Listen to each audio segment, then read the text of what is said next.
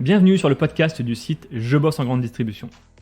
Je suis Jonathan, fondateur du site, et après plusieurs expériences comme chef de rayon et un passage dans le monde des médias, j'ai décidé de faire de Je bosse en grande distribution le rendez-vous de celles et ceux qui vivent le commerce au quotidien.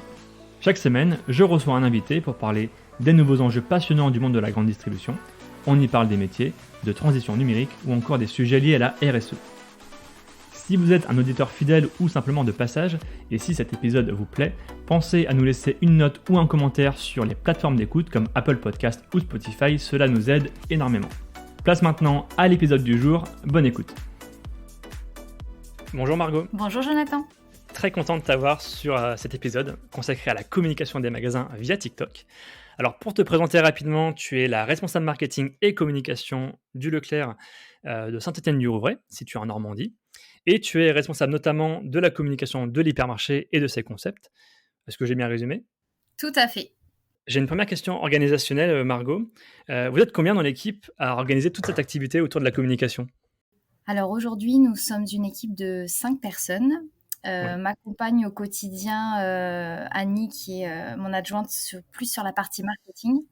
Ok. On a une responsable décoration qui s'appelle Peggy, qui gère tout l'affichage, la PLV et la théâtralisation du magasin. Ouais. Elle a quelqu'un aussi qui l'aide du coup au quotidien. Et puis, il y a Léa qui est en alternance avec nous pendant 2 ans sur la partie communication. Quelques mots peut-être sur le magasin, le Leclerc, taille du magasin. Est-ce qu'on peut donner peut-être un chiffre d'affaires éventuellement ? Alors, c'est un hypermarché qui fait presque 7000 m², Ouais, ok. qui accueille également un drive, un espace culturel de plus de 2000 m², une parapharmacie, une agence de voyage, Ok. une jardinerie, un brico Leclerc et la location de véhicules. Belle surface de vente, bel aménagement aussi a priori, donc plutôt magasin plutôt dynamique, j'ai l'impression. Oui, tout à fait. Alors l'objet du podcast, je l'ai dit en intro, c'est TikTok. C'est un réseau social qui a un peu surpris tout le monde finalement en 2020 avec un essor assez fulgurant en France. Mhm. Moi, en tant qu'observateur des réseaux sociaux, je me suis toujours demandé mais comment la grande distribution pourrait s'approprier ce réseau social. Alors c'est un réseau qui n'est pas évident à maîtriser, contrairement à ce qu'on peut penser. Il y a des codes très précis, il y a des tendances avec un algorithme très différent de ce qu'on peut connaître sur Facebook. Mhm. Comment toi, avec tes mots, tu pourrais décrire TikTok ? En toute honnêteté, c'est vrai que nous, on est présent sur TikTok depuis mars 2022. Ah, c'est récent même. C'est récent, exactement. On m'a dit, allez Margot, faut y aller, c'est le réseau de demain. Au début, je pense comme de nombreux responsables communication, j'étais un peu sceptique. Ouais. Je me suis demandé vraiment quel était l'intérêt pour le magasin d'être présent sur cet outil de communication Ouais. très particulier qui tourne exclusivement autour de la vidéo. Ouais. Et aujourd'hui, c'est vrai qu'on s'aperçoit que ça réunit et ça touche surtout nos clients de demain qui sont les jeunes. Ouais. Malgré le fait que la cible soit bien plus large que ça. Hein. Ouais. Mais c'est un réseau hyper atypique et très dynamique sur lequel absolument il faut qu'on aille. Et c'est ce qu'on a fait et ce que je pense les autres magasins et les autres enseignes sont en train de faire également. D'ailleurs, d'autres réseaux sociaux comme Facebook et Instagram s'en inspirent fortement. Ouais. Tant sur l'algorithme que sur le modèle de communication de la vidéo. Ouais. Donc clairement, je pense que tout le monde a bien compris que c'était l'outil de communication de demain. Donc vous le voyez plutôt comme un enjeu de notoriété pour l'instant, j'imagine au niveau magasin, mais aussi au niveau de l'enseigne, ou est-ce qu'il y a d'autres objectifs derrière aussi ? Alors, nous, on le voit vraiment comme un outil de notoriété exclusivement. Ouais. On a tenté quand même de communiquer sur des promotions, sur des jeux concours, Ouais. et on s'est très vite aperçu que ça ne fonctionnait pas sur TikTok, contrairement à d'autres réseaux comme Facebook. Donc clairement, c'est l'image du magasin en premier lieu. Ouais. Aujourd'hui, ce qui fonctionne, c'est de montrer la dynamique, la convivialité et l'esprit d'équipe. Ouais. C'est clairement ce qui fonctionne. Donc, en effet, ce n'est que l'image et la notoriété du magasin. Il y a un enjeu assez étonnant finalement, c'est aussi casser un petit peu l'image brute qu'on peut avoir de la grande distribution, un petit peu terne aussi. Et c'est aussi l'enjeu, je pense, des enseignes d'aller sur ce réseau social-là. Oui, tout à fait. On essaie de dépoussiérer un petit peu l'image parfois vieillissante de la grande distribution, parfois même très droite, très stricte. Et derrière, justement, en montrant un peu les coulisses du magasin, finalement, on s'aperçoit que ce sont des salariés, comme dans toutes les autres entreprises, et que les moments de convivialité, de détente et de bonne ambiance apportent quand même un confort dans le travail Ouais. et entre les équipes surtout. Alors, votre compte TikTok figure parmi ceux qui ont le plus d'abonnés en France aujourd'hui. Alors, je vais pas citer les premiers, mais, vous êtes parmi les premiers en tout cas. Hem, Comment vous vous organisez? Quel type de contenu aujourd'hui vous partagez sur ce réseau social-là? Et est-ce que ça n'a pas été trop compliqué de convaincre, l'adhérent, l'adhérente d'aller sur ce réseau social? Alors, en premier lieu, ça n'a pas été du tout compliqué de convaincre mes adhérents, puisque c'est eux en fait qui m'ont poussé OK, à amener le magasin vers TikTok.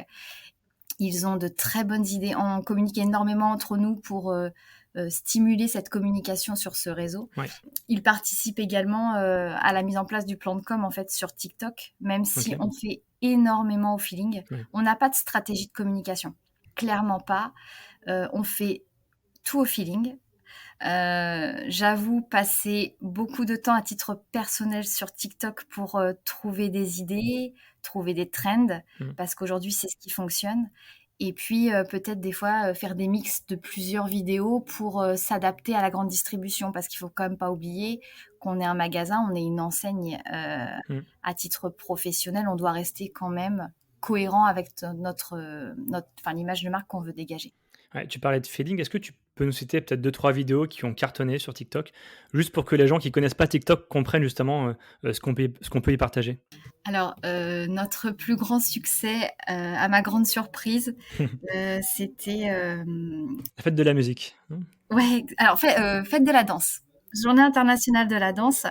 On a organisé une macarena, sur magasin ouvert Ouais, et donc on a emmené une enceinte dans le magasin et une équipe, avec des collègues, se sont mis à danser.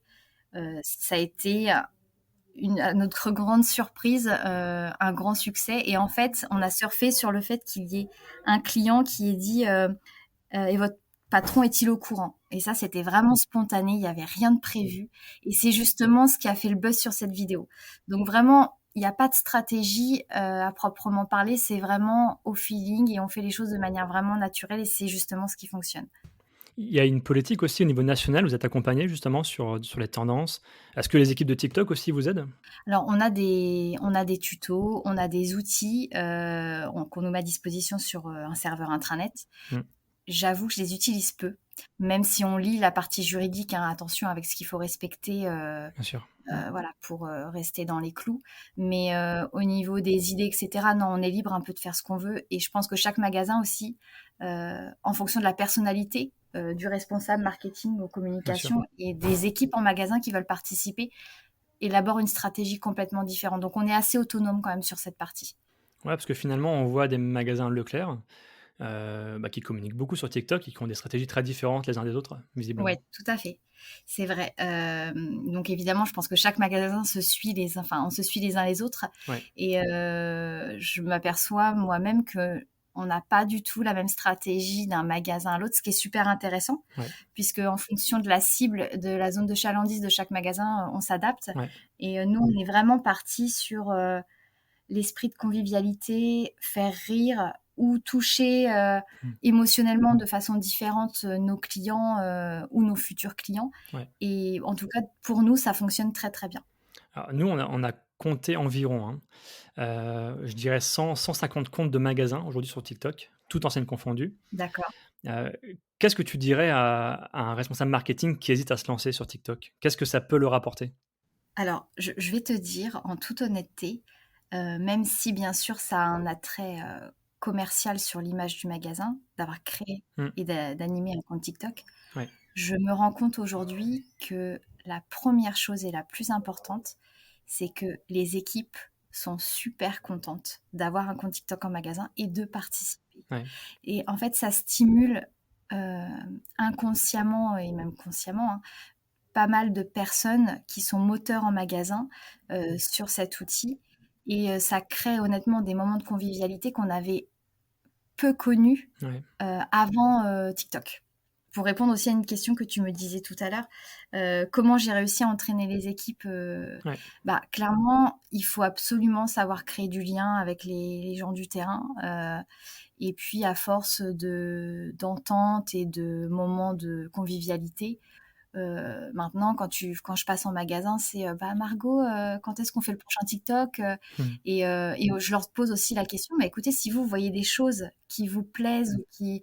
Dites-moi, on fait. Enfin voilà, après, il faut rester dans un cadre et je vous dirai si on peut ou pas le faire. Ouais. Et aujourd'hui, après 6 mois de présence sur TikTok, il y a un engouement auprès des équipes qui est indéniable. Et ça, c'est le top parce que du coup, on alimente de manière naturelle et régulière le compte. Et je pense que les clients sur TikTok ressentent vraiment la bonne ambiance que ça peut générer chez nous en magasin.